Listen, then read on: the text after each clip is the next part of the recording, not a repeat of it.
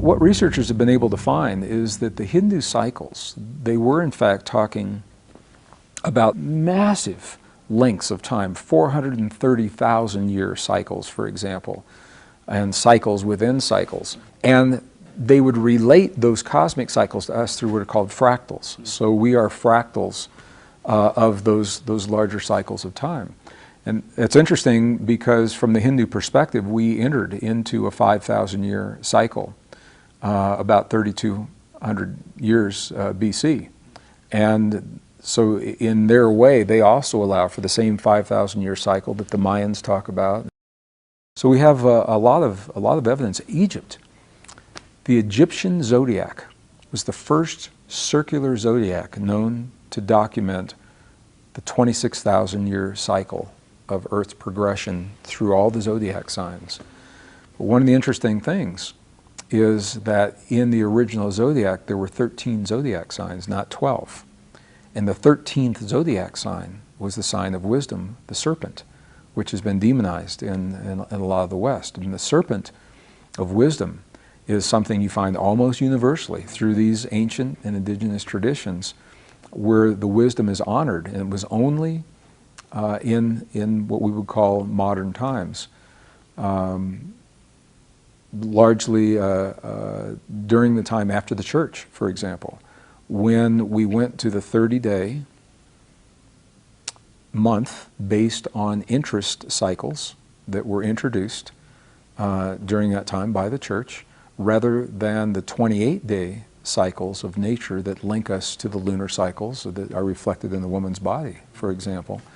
And they knew this, so they understood the precession of the equinoxes. They understood our relationship to the stars, to the and to the cycles that bring change to the earth and their relationship to the stars in ways that we only confirmed in the 20th century.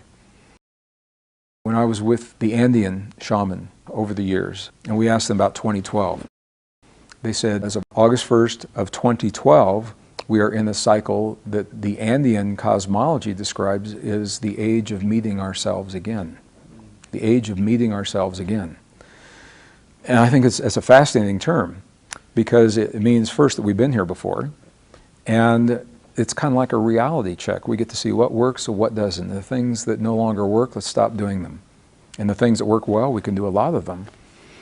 So it may be from their perspective that the things that are breaking down is us informing ourselves of where we've chosen a path that's no longer sustainable. It's not that we did something right, wrong, good or bad. It's a big learning curve, and it's an opportunity for us to rethink our world rather than clinging to an idea of a world that no longer exists and an unsustainable way of trying to live and trying to get back and put the things in place to get back to the world that can no longer exist. I think it was a good world. We learned a lot from it. It brought us to where we are now. It's no longer sustainable, and now if we have the wisdom to embrace the new world, and the good news for me is that we already have the solutions. We already have the solutions to all the major problems in the world right now. We have enough food to feed every mouth. We have the energy to power every home on the planet without the use of fossil fuels, if we choose. We have the ability to create viable forms of economy where we don't have the polarization that we have now. The solutions aren't the problem. The crisis that is preventing us from embracing those is a crisis in thinking. And it's the thinking that has yet to make it a priority to bring those things into our world.